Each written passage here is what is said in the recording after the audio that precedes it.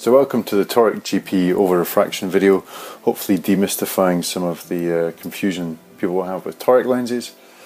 So a toric over-refraction is needed to be done over all toric lenses. Now this can be corneosclerals or corneal lenses, and generally these have been fitted when there's been a difference in keratometry readings between the meridians of 0.35 or more. Because we've got a toric cornea, we've fitted a toric lens, so the over-refraction that we need to do needs to also be a toric over-refraction. So before we do the over-refraction, we need to check a few things with the fit of the contact lens. First thing we need to do is we need to note the axis marks of the contact lens. This is shown by dashes on the flat axis of the contact lens. The lens needs to be rotationally stable, so it shouldn't be spinning round and round and round. And the axis marks need to generally be in alignment with the flat keratometry reading, give or take about 10 or 20 degrees.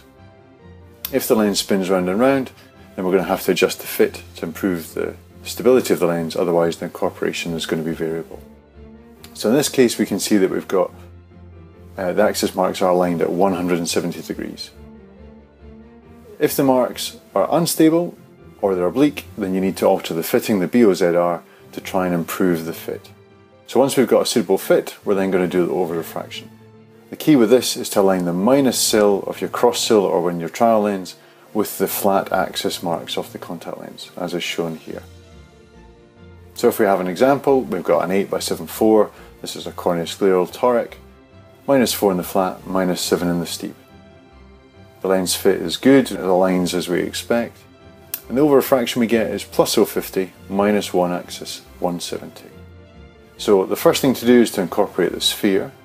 Now the spherical power affects both meridians, so the -4 is going to become a -350, the -7 of the steep is going to become a -650. We then need to go on and incorporate the sill correction, so the -1 axis 170, now that's axis, the power of the sill is perpendicular to the axis, if you remember your visual optics, so the power is going along AT, so it's going along the steep, so we're going to incorporate that into the steep meridian. So the final parameter we get is an 8x7.6 corneoscleral toric, -350 in the flat, -750 in the steep. If we've got a situation where the over-refraction is oblique, then we have to either alter the fitting of the lens, the BOZR, to try and improve the fit, to get them to align better, or we need to provide this in over spectacles. It cannot be incorporated into the lens power. Another option, if you had a relatively low amount of corneal toricity, is to try and fit a spherical lens, and the best way to do this is to use a trial set for whichever lens design you have and see how stable the vision is, how good the fit is tolerated, to see if this can improve things. All our toric lenses go out with a toric adjustment form. This can simply be filled in with the over-refraction and with the axis marks, and the lab can then calculate the lens power that you're going to need to provide your patient with the optimum vision.